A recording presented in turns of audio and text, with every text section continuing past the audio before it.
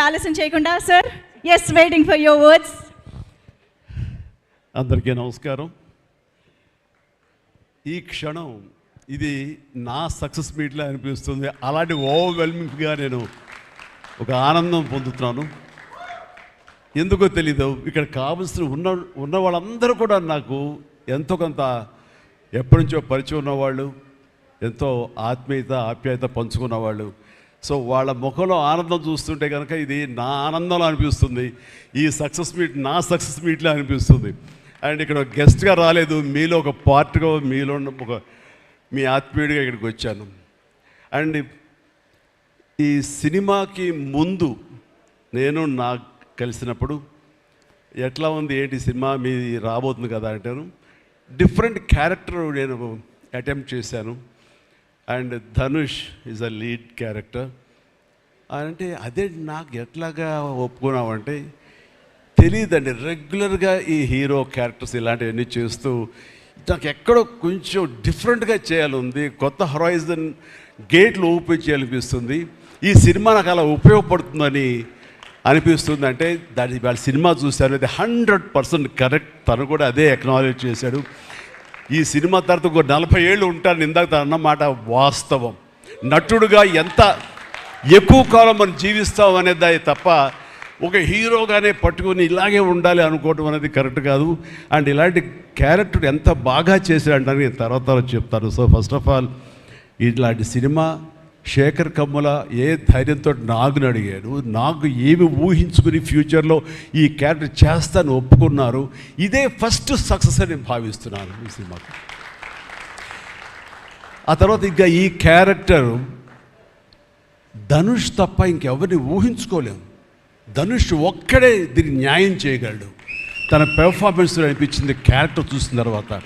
నిజంగానే తిరుపతిలో సినిమా చూస్తుంటే తిరుపతిలో ఓపెన్ చేసినప్పుడు కింద ఒక యాక్సిడెంట్ అయ్యే ముందు బెగ్గర్స్లో కూర్చున్నప్పుడు ధనుష్ అని గుర్తించాలి. నాకు ఆ పరిగెత్తేంతో నాకు గుర్తించలేకపోయాను. అంతగా క్యారెక్టర్లో యూ ఇన్వాల్వ్ సో మచ్. నీ గెటప్ కానీ అన్నీ కానీ సో అంటే అక్కడ తెలిసిపోతుంది తన డెడికేషన్ ఏమిటో ఆర్టిస్ట్ గారు అది. అండ్ ఈ సినిమా ఇది నేను ఒక ఎక్స్పీరియన్స్ తప్ప నాకు ఒక సినిమాగా నేను చూడలేదు, ఒక వాస్తవంగా జరుగుతున్నదిగా అనిపించింది నాకు. అండ్ శేఖర్ కమ్ముల డీటెయిల్డ్గా నేను మిగతా అందరి నుంచి మాట్లాడే ముందు అసలు నువ్వేమిటి, నీ ఆలోచన విధానం ఏమిటి అనేది ఇట్స్ ఎంటైర్లీ డిఫరెంట్. 25 సంవత్సరాల పాటు నువ్వు అనుకున్న విధంగా, నువ్వు అనుకున్న క్యారెక్టర్స్ తోటి, నువ్వు అనుకున్న కంటెంట్ తోటి 10 సినిమాల కంటే ఎక్కువ చేయకపోయినా సరే ఒక్కొక్కటి ఒక ఆణిముచ్చలాగా చేసుకుంటూ ప్రజల గుండెలో, ప్రేక్షకుల గుండెలో ఒక సుస్థిరమైన స్థానం ఏర్పరచుకున్నావు. అండ్ ఆ మధ్యకాలంలో మీరు నా ఒక పోస్టర్, మీరు 25 years పోస్టర్ మీరు రిలీజ్ చేయాలని అనుకున్నప్పుడు అది మీట్ అవ్వడానికి, అతను టైం ఇవ్వడానికి నాకు నిజంగా 3-4 days పట్టింది. అంత పంతం అంత పట్టింపు ఏంటి నేనంటే, సార్ మీకు గుర్తుందో లేదో, మీ 88లో మీ సినిమా స్టేట్ రౌడీ షూటింగ్ ఈ రోడ్ల మీద జరుగుతున్నప్పుడు నేను ఫస్ట్ టైం మిమ్మల్ని చూశాను. నేను ప్రేమించే మనిషి నా ఎదురుగా ఉన్నాడు, కలిస్తే బాగుండు అనుకుంటే పోలీసులు ఎవరు రాని పరిస్థితి. కానీ మీరు ఎందుకు నన్ను చూసి ఇట్రా అని పిలిచారు, నన్ను ఒక్కడనే పిలిచారు, నేనే మీ దగ్గరికి వచ్చాను. నేను ఎందుకు పిలిచానంటే అతను అందరికీ హైట్ ఉన్నాడు కాబట్టి ఏదో తాపత్ర పడుతుంటే రమ్మని పిలిచి ఉంటాను తప్ప అతనేమనుకున్నాడంటే నా లోపల భావాలు కానివ్వండి, నేను ఆ ప్రేమ కానివ్వండి నేను వ్యక్తం చేయగలిగాను, అది కరెక్ట్గా కనెక్ట్ అయింది అని తను అనుకున్నాడు. బట్ ఏమనుకున్నా సరే వచ్చిన తర్వాత నన్ను మీట్ అయిన క్షణం ముందు వరకు భవిష్యత్తులో ఏం చేయాలో తెలియదు, ఎడ్యుకేషన్ ఉంది కాబట్టి ఎట్టెళ్ళాలో తెలియటువంటి 17-18 years ఉంటాయి అప్పుడు అతనికి. 36 years అయిపోయింది కలిసి, ఫస్ట్ టైం కలిసి. ఆ క్షణాన్ని నన్ను చూడగానే, నాతోటి కూర్చోగానే, నాతో మాట్లాడగానే, నేను నా షేక్ హ్యాండ్ తీసుకోగానే ఆ క్షణం డిసైడ్ అయిపోయింది. అంబిగ్యూటీ, డౌట్ లేదు, ఖచ్చితంగా నేను సినిమా ఇండస్ట్రీలో సెటిల్ అవ్వాలని ఆ రోజు నిర్ణయించుకొని తను చెప్పడం అనేది నాకు ఎల్లేని సంతోషంగా ఉంది. నేను గర్వించే, నన్ను ప్రేమించే మనిషి, నన్ను అభిమానించే మనిషి ఈ రోజున ఈ స్థాయిలో ఉండి ఇంతమంది చేత ప్రశంసలు పొందుతున్నాడంటే కనుక హ్యాట్స్ ఆఫ్. ఇది గర్వం నీవు కాదు, నీలాంటి వ్యక్తి నన్ను ఇన్స్పిరేషన్గా తీసుకుని ఇందులో ఇండస్ట్రీ వచ్చి నీ సొంత టాలెంట్ తోటి, నీ సొంత ఆలోచనతోటి, నీ కమిట్మెంట్ తోటి ఈరోజు ఈ స్థాయికి ఉన్నందుకు ఫస్ట్ ఆఫ్ ఆల్ ఈ సిల్వర్ జూబ్లీ ఇయర్ సందర్భంగా మనస్ఫూర్తిగా నా అభినందనలు మరొకసారి తెలియజేస్తాను శేఖర్ కమ్ముల, ప్లీజ్. అంటే శేఖర్ కమ్ముల సినిమాలు నేను ఎప్పుడు చూస్తూనే ఉన్నాను, అన్నీ చూస్తాను దాదాపుగా. అది వాస్తవానికి నిజానికి చాలా దగ్గరగా అనిపిస్తాయి. అంటే తన ఫస్ట్ పిక్చర్ చూస్తుంటే ఆ క్యారెక్టర్స్ ఆనందం, రూప వీళ్ళు ఎలాగున్నారు, ఇంకా ఉండుంటారు కదా అని ఆ క్యారెక్టర్స్ కనబడి తప్ప ఆ యాక్టర్లు కనపడరు. వాళ్ళ తర్వాత వచ్చిన సినిమాలు మనకు గుర్తుకు రావు, దీంతో కనెక్ట్ అవ్వదు. అలాగే ఫిదా, భానుమతి, వరుణ్, అలాగే ఈ ప్రతి సినిమాలో శ్రీరామ్, గోదావరిలో శ్రీరామ్, సీతా మహాలక్ష్మి, ఈ క్యారెక్టర్స్ కనపడతాయి. ఎందుకు చూడండి ఈ సినిమాలో కూడా ప్రతి ఒక్కళ్ళు ధనుష్ని దేవా అంటున్నారు, నా ఫ్రెండ్ ఏమో దీపక్ అంటున్నారు తప్ప పేర్లు పెట్టి ఎవరు పిలవట్లేదు, గుర్తుంచుకోవట్లేదు. గబుక్కుని దేవాను వస్తుంది. నాకు అలాగే అనిపిస్తుంది ఇప్పుడు. అంటే క్యారెక్టర్ని అంతగా ప్రొజెక్ట్ చేస్తారు. ఇంతకంటే బెస్ట్ ఎగ్జాంపుల్ లేదు. ఎప్పుడో చూసి సినిమాలకి ఆ క్యారెక్టర్స్ పేరు, నా సినిమాలో నా క్యారెక్టర్స్ నాకు పేరు గుర్తుండవు నాకు. అలాంటిది తన సినిమాలో క్యారెక్టర్స్ ఇప్పటికీ గుర్తున్నాయి నాకు. రూపా అనే పేరు ఎందుకు గుర్తుందంటే అందులో తండ్రి పాత్ర మెంటల్గా రిటార్టెడ్ రూపాన్ని పిలుస్తాడు. ఆనంద్ అఫ్కోర్స్ హీరో పేరు, అది గుర్తుండిపోయింది. అట్లాగే వరుణ్ సినిమాలో ఫిదాలో భానుమతి సెపరేట్ కేజ్ అంటుంది కదా ఒక డైలాగు, సెపరేట్ పీస్ ఏదో అంటుంది, అలాగే హైబ్రిడ్ పెళ్ళి అంటుంది. అలాగా తన క్యారెక్టర్స్ గుర్తుండిపోతాయి. అది తన గొప్పతనం. అవి వాస్తవికంగా ఎక్కడో ఇంకా ఉండుంటాయి, వాళ్ళు ఎక్కడో జీవించుంటారు అన్న ఫీలింగ్ ఇస్తుంది. అలాంటి రియల్గా అతని కాన్సెప్ట్ కానీ అది చెప్పాలంటే అదొక పిచ్చి.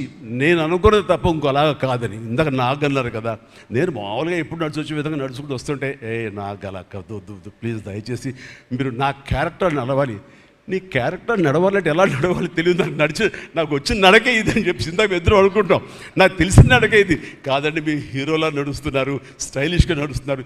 నేను స్టైలా, నేను హీరోలాగనా అని అంటే కాదు అంటూ ఆ క్యారెక్టర్ చూస్తుంటే నాకు మీరు చాలా డిఫరెంట్గా కనపడ్డారు. నాకు రెగ్యులర్గా కనపడలేదు. మీకుండే ఆ కింగ్ నాగ్ అని కానీ ఆ గ్లామర్ మన్మధుడు ఈ యొక్క స్టైల్లో ఒక చామ్ ఉంటుంది కదా, ఈ సినిమాలో అది కనపడకుండా జీవితంలో నలిగిపోయినటువంటి, మానసికంగా ఫిజికల్గా నలిగిపోయినటువంటి ఒక మనిషి కనపడుతున్నారు. అది మీ క్యారెక్టర్ ఏంటి ఇలాగుందేంటి నలిగిపోయినట్లుగా. బహుశా జైలు నుంచి బయటికి మళ్ళీ ఎప్పుడు వచ్చినప్పుడు మళ్ళీ ఫుల్ గ్లామర్లో కనపడతాడేమో సూటు గిట్ వేసుకుని. అంటే అప్పుడు కూడా భారంతోటో మానసికంగా ఆ ఒక దీనితోటో ఆ సంఘర్షణతోటో ముఖంలో ఆ హెవీనెస్ తోటో జీవితంలో ఏదో పోగొట్టుకుని ఏదో సాధించాలని ఏదో అనుకోవాలని ఏదో రకంగా అయిపోయిన ఇట్లా ఈ పరిస్థితుల్లో అన్న మీమాంసలో నలిగిపోతాం. ఆ నలిగిపోవడం అనేది ఫిజికల్గా and appearance wise performance wise చూపించగలిగాడంటే అది హెడ్స్ ఆఫ్ నాగ్. మీరు అన్నట్లుగా ఇది మీకు డిఫరెంట్, ఇంకో కోణం నుంచి మీకు హొరైజన్ మీకు ఓపెన్ అయ్యింది, ఇంకొక డోర్ ఓపెన్ అయ్యింది. తద్వారా బోల్డ్ అని ఫెంటాస్టిక్ క్యారెక్టర్స్ వస్తాయి.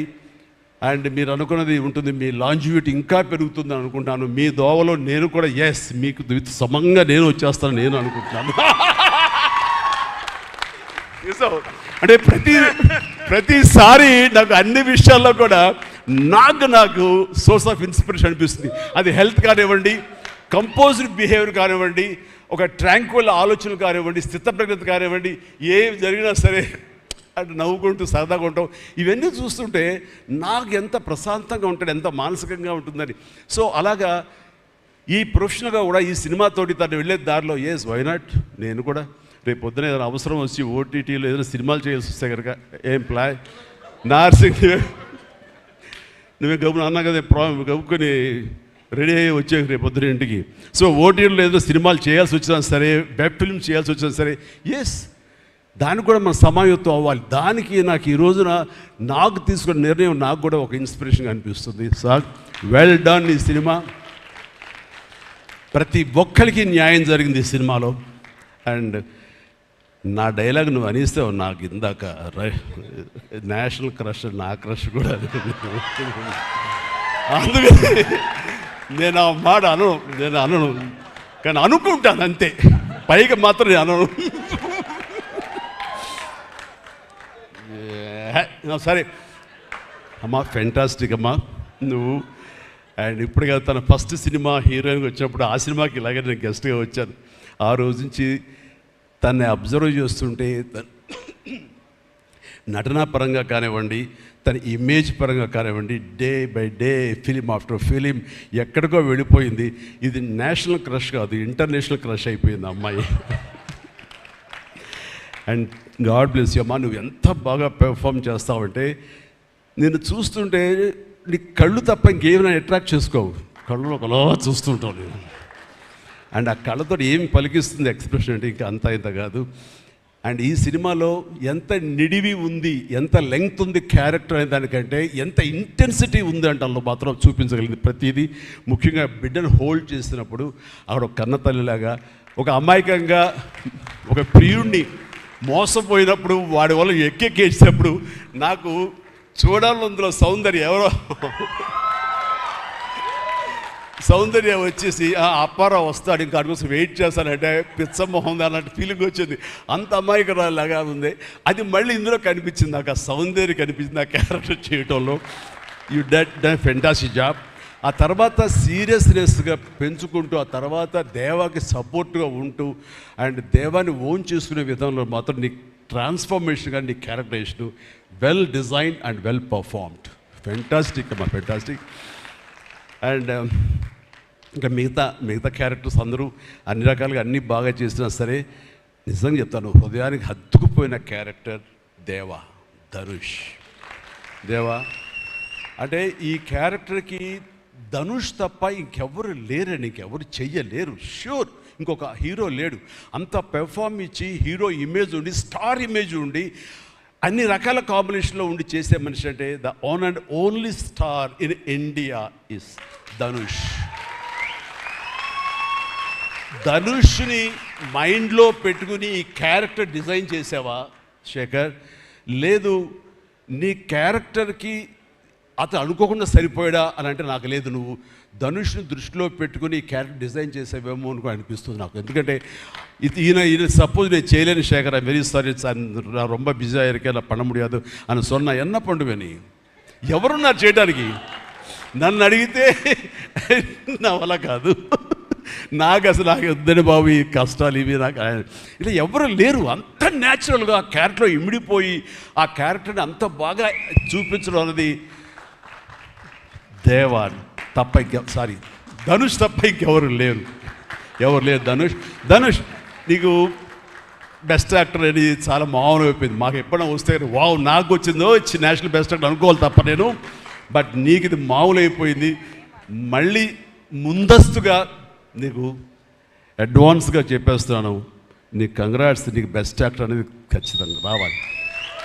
లేకపోతే నీకు నేషనల్ అవార్డ్స్ అనేదానికి మళ్ళీ అర్థం లేదు. బట్ అది నీకు ఇది మామూలే, కానీ నీకు ఈ సినిమాకి వస్తే కనుక ఇందులో ప్రతి ఒక్కరికి ఇది గర్వకారణం. అది definite you will win. Fantastic. ఇక ప్రొడ్యూసర్స్గా మన సునీల్ ఉన్నాడు. సునీల్, భారత్ వీళ్ళిద్దరికంటే కూడా వాళ్ళ నాన్నగారు నాకు అత్యంతమైనటువంటి గౌరవనీయులు. అంత పెద్ద మనిషి ఆయన, అంత నిక్కార్సైన మనిషి. ఈ సినిమా బిజినెస్లో అంత ఆనెస్ట్తో ఉండే మనుషులు ఎవ్వరు లేరు నాకు తెలిసి. నాగార్జున ఎవరి కాళ్ళకి దండం పెట్టడు, ఒక్క మీ నాన్నగారికి తప్ప. ఆయన నాకు అంతే ఇష్టం, నేను ఆయనకి అలాగే ప్రణామం చేస్తాను. అంతటి ఇది ఆయనకు పుట్టిన బిడ్డలుగా ఆయన గౌరవాన్ని కాపాడుతూ ఆయన లెగసీని కంటిన్యూ చేస్తూ మీరిద్దరు ముందుకు వెళ్ళటం, మీరే కాకుండా థర్డ్ జనరేషన్ జాన్వి కూడా అదే దాంట్లో వెళ్ళటం అనేది జరుగుతుంది. మొన్న ఒక మాట అన్నావు, చెప్పచ్చు కదా? చెప్పనా? ఓకే సార్, మళ్ళీ మాకు సినిమా చేయాలి సార్, మీరు వద్దులేవా, మీరు అది రకరకాలు చేసుకుంటున్నారు కదా మళ్ళీ ఎందుకు అని. సార్ మా నాన్నగారు మీ సినిమాలో డిస్ట్రిబ్యూట్ చేసి మేము బాగా డబ్బులు గడించాం సార్ అప్పుడు నైజాంలో. మీరు అప్పుడు నైజాంలో మీ సినిమాలు అంటే నైజాం కింగ్ అనుకునేవాళ్ళం మేము. ఆ తర్వాత మేము కొంచెం ప్రయత్నం చేసాం సార్, మాకు బాగా డబ్బులు వచ్చింది సార్, కానీ అల్లు అరవింద్ గారు ఇక్కడ పెట్టేసరికి మాకు అవకాశం లేకుండా పోయింది. ఏమనట్లే ఇప్పుడు అది కట్ చేసేస్తాలే ఆ ముక్క, లేదు అది ఎడిటింగ్లో తీసేస్తాలే. అంటే సికింద్రాబాద్లో గీతార్స్ పెట్టారు కదా, అందుకే మీకు సినిమాలు రాకుండా పోయి, సరే పక్కన పెట్టేద్దాం. ఆ తర్వాత మీ థర్డ్ జనరేషన్ జాహ్నవి సినిమా తీసి ప్రొడ్యూసర్గా అమ్మాయి రావాలనుకుంటుంది అనుకున్నప్పుడు I wish all the best for her.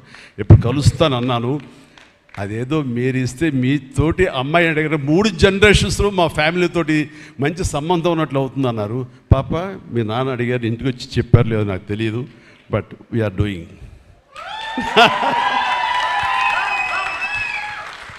Dhanush చేసిన ఛాలెంజింగ్ లాంటి క్యారెక్టర్స్ వద్దమ్మా. ఫన్ ఓరియంటెడ్, మాస్ ఓరియంటెడ్, మనది సరదాగా గ్లామర్ ఇంతే. Okay, right.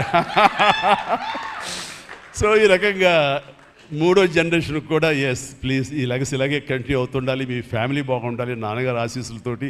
అండ్ ఇలాంటి కుబేరా సినిమాలు మరి ఎన్నో సక్సెస్ఫుల్ సినిమాలు చేయాలి. ఇందాక ధనుష్ అన్నట్లుగా మీ మొక్కల ముందు నవ్వు ఉండాలి. ఇప్పుడు నవ్వు కొంచెం ప్లీజ్. Thank you. మీరు నవ్వుతూ ఉంటేనే మా అందరికీ నవ్వు ఉంటుంది, మేము నవ్వుతూ ఉంటాం. Thank you. అండ్ మిగతా టెక్నీషియన్స్ పరంగా చూస్తే కనుక నికేత్ కెమెరామెన్, డిఓపి నేను ఎప్పుడు చూడలేదు. Hi Niket, I haven't seen your films. I don't remember even. But the way you are presenting yourself here is very much appreciable. I could see the energy, what you are pouring here, definitely it will reflect on the stage. Otherwise, Nagaja would have been praised you so much. And you also grab my attention. And future, I don't know, yes, maybe. And you have done a fantastic job. So initially when villain scenes are happening, that time I could see the top floor swimming pool. There I could see the richness of the film. So hardly they would have spent anything. So riches comes not because of the money. Riches comes with your viewfinder. So that way our credit goes to the whole film has grabbed attention and it looks very rich. So definitely please, I will awaiting you in future, and all the very best. Good luck. Done a great job as far as the camera is concerned. And then మా యోగేశ్వరుడు మా పెద్ద అనుకోండి పాపం లేని వయసు వద్దు sir కూర్చోండి sir మీరు please Niket please sit down take your seat కూర్చో సార్ మీరు లెగదు సార్ మమ్మల్ని ఇబ్బందిగా ఉంటుంది. ఇద్దరం చాలా నువ్వు అనుకుని మాట్లాడే పరిచయం మాకు శుభలేఖ సినిమా నుంచి 1980 నుంచి వీఆర్ వర్కింగ్ టుగెదర్.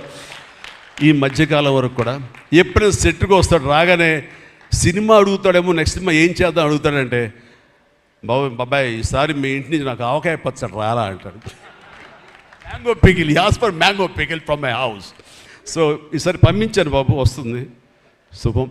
ఫెంటాస్టిక్. నువ్వు ఈ వయసులో కూడా ఇంత బాగా పనిచేస్తున్నావు, ఇంత కష్టపడుతున్నావు అంటే కనుక అవసరమా అనిపిస్తుంది. రిటైర్ అవ్వచ్చు కదా, హ్యాపీగా రెస్ట్ తీసుకోవచ్చు కదా అని.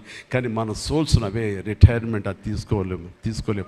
కష్టపడి పనిచేయటంలోనే మనకు ఆనందం ఉంటుంది, కష్టపడి పనిచేయటంలోనే ఈ ఇష్టమైన పురుషుల్లో మనం ఉంటాం.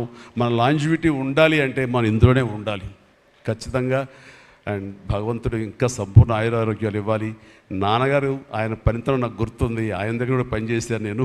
అలాగే ఇప్పుడు నీతో కూడా పని కొనసాగిస్తున్నాను. అండ్ ఈ సినిమాలో నువ్వు పార్ట్ అవటం అన్నది it is great, wonderful Tarani, please.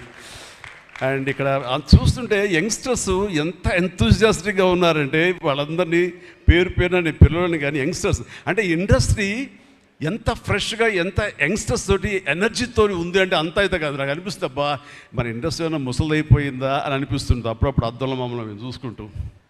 కానీ ఈరోజు ఇక్కడ చూస్తుంటే కనుక ఇంతమంది యంగ్స్టర్స్ తోటి అండ్ చాలా బబ్లింగ్గా చాలా బాగుంది. ఈ ఇండస్ట్రీ కొనసాగాలి ఎలాగే అంటే కనుక మీలాంటి యంగ్స్టర్స్ రావాలి. ఇలాంటి యంగ్స్టర్స్ వల్లనే మేమంతా పుంజుకుంటాం.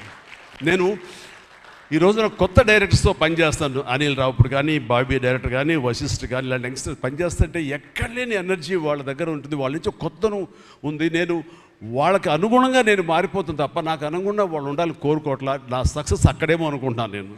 ఆ రకంగా old wine in new bottle అన్నట్లుగా ఈ సమయంలో వైన్ గుర్తుకొచ్చింది, సారీ. అండ్ అలాగా ఇదే ఎనర్జీతోటి, ఇదే యంగ్స్టర్స్ తోటి ఇండస్ట్రీ కళకళాలని కోరుకుంటున్నాను.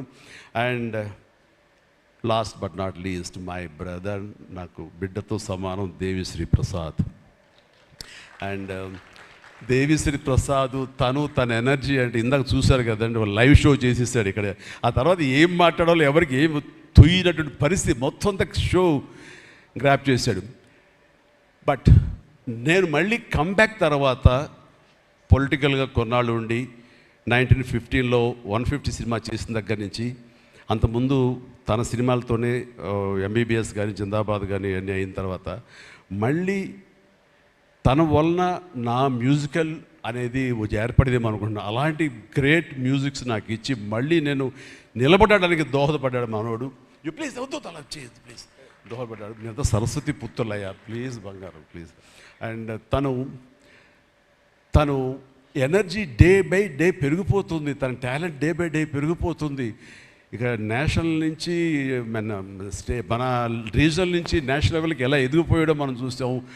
ఆ హోల్ ఇండియా తన గురించి ఎలాగా కీర్తిస్తుంది అనేది మనం ఈ పుష్ప 1 and 2 చూస్తున్నాము. ఇప్పుడు ఈ సినిమా కుబేర్లో కూడాను ఎక్కడ డ్యూయట్ సాంగ్స్ లేవు కదా అని అనిపిస్తుంది, కానీ ఒక సాంగ్ ధనుష్ పాడిన ఆ సాంగ్ ఎంతగానో నాకు ఆకట్టుకుందంటే అంతా ఇంత కాదు. దానికి ఇద్దరు ఒకరొకరు కాంప్లిమెంట్ చేసుకుంటూ ఆ సాంగ్ అంత బాగా హిట్ అవడానికి దోహదపడింది. అట్లాగే సినిమా చూస్తుంటే మ్యూజికల్గా ఉంది తప్ప నాకు ఎక్కడ డ్యూయట్ సాంగ్స్ వేరే లేవి అనే ఫీలింగ్ రాలేదు. And that's the magic of Devi Sri Prasad. రికార్డింగ్లో కూడా చాలా హృదయంగా మదర్ తోటి పాడిన పాట రోడ్డు మీద యాక్సిడెంట్ అయిన తర్వాత అబ్బా కన్నింటి నీళ్ళు వచ్చేస్తుంది నాకు.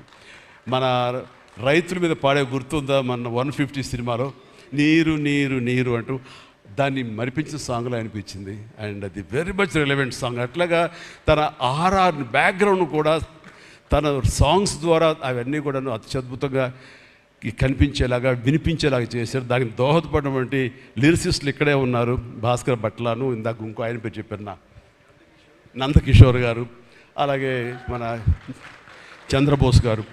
అండ్ వీళ్ళందరూ కూడా నేను హృదయపూర్వక అభినందనలు తెలియజేస్తాను. అండ్ ఈ రోజున ఇక్కడ రావటం అన్నది నేను చాలా ఆనందం అనుభవిస్తాను ఇక్కడ మీ అందరితో పాటు. అండ్ ఇలాంటి సినిమాలు రావాలి, ఎందుకంటే సినిమా సక్సెస్ అనేది గగనమైపోతున్న రోజులు ఇవి. థియేటర్స్కి ఆడియన్స్ రప్పించడం అనేది మహా గగనమైపోతున్న రోజులు ఇవి. రావటం కష్టంగా ఉంది. ఎలాగ సినిమా థియేటర్లు కానివ్వండి ఇవి ఎట్లాగ సస్టైన్ చేయాలి, ఎలా నిలబడాలి అనేది చాలా క్లిష్ట పరిస్థితుల్లో ఇలాంటి సినిమాలు, ఇలా కంటెంట్ ఉన్న సినిమాలు, అంటే హృదయంగా ఉన్న సినిమాలు, ఎమోషనల్ సినిమాలు and big event big films ఇందాక చెప్పినట్లుగా మనవాడు అవన్నీ కూడా ఆడొచ్చు. కానీ ఇలాంటి సినిమాలు కూడా ఆడి కంటెంట్ మనం సరిగ్గా ఇవ్వగలిగితే, వాళ్ళ హృదయాలను మనం తాకగలిగితే ఖచ్చితంగా ఈ సినిమాలు చూస్తారు, థియేటర్కి వస్తారు అనే ఒక ధైర్యాన్ని భరోసాని ఇచ్చిన సినిమాలు ఈ మధ్యకాలం చూస్తున్నాము. చిన్న చిన్న సినిమాలు అయితే పెద్ద సినిమాలు అయితే అందులో ఈ రోజున శేఖర్ మీరు మరొకసారి నిరూపించారు. ఇందాక ఎవరో మిమ్మల్ని చేశారు, నిజంగా మనస్ఫూర్తి చెప్తాను, క్రెడిట్ గోస్ టు యూ. ఒక ధైర్యాన్ని ఇచ్చింది ఇలాంటి సినిమాలు చేయొచ్చని. ఇంకా ఈ పెద్ద పెద్ద సినిమాలు తప్ప, రక్తపాతాలు తప్ప, కొట్టుకోవడాలు తప్ప, నరుకోవడాలు తప్ప ఇంక ఇలాంటి సినిమాలు రావా, వస్తే చూడరా, ఇవన్నీ 10 రోజులు ఆగితేనో నెల ఆగితేనో ఓటీటీలో చూసేద్దాంలే అని దాంతో ఉండిపోతారా, ఏమైపోతుంది ఇండస్ట్రీ అనేటువంటి ఒక అభద్రతా భావం నుంచి ఈ సినిమా ద్వారా ఇలా తీయగలిగితే, సత్తా చూపగలిగితే, హ్యూమన్ ఎమోషన్స్ని టచ్ చేయగలిగితే, కంటెంట్ కొత్తగా ఉండగలిగితే కనుక థియేటర్కి వస్తారు, చూస్తారు భరోసా ఇచ్చావు. Thank you so much. And God bless you, God bless you, and God bless you all. Please ప్రతి ఒక్కళ్ళు నాకు ఈ అవకాశం ఇచ్చినటువంటి ప్రొడ్యూసర్స్ గారికి, రామ్మోహన్ రావు గారికి, అలాగే భరత్ పాప నీకు కూడా అందరికీ నా హృదయపూర్వక ధన్యవాదాలు. మరొకసారి ఇక్కడ ఉన్నటువంటి 50 మంది యంగ్స్టర్స్కి అండ్ రెస్పెక్టెడ్ టెక్నీషియన్స్కి నా శుభాకాంక్షలు, నా ధన్యవాదాలు తెలియజేస్తాను. మరొకసారి love you man, love you love you love you love you love you. God bless you. And ఇప్పుడు మీ దారిలో నేను నడుస్తాను. Follow the leader. Thank you, Shamla. You done a good job. God bless. God bless. Thank you, sir. Thank you so much. We all love you. కుబేరాకి ఇప్పటి వరకు వచ్చిన appreciation ఒకెత్తు. ఈ రోజు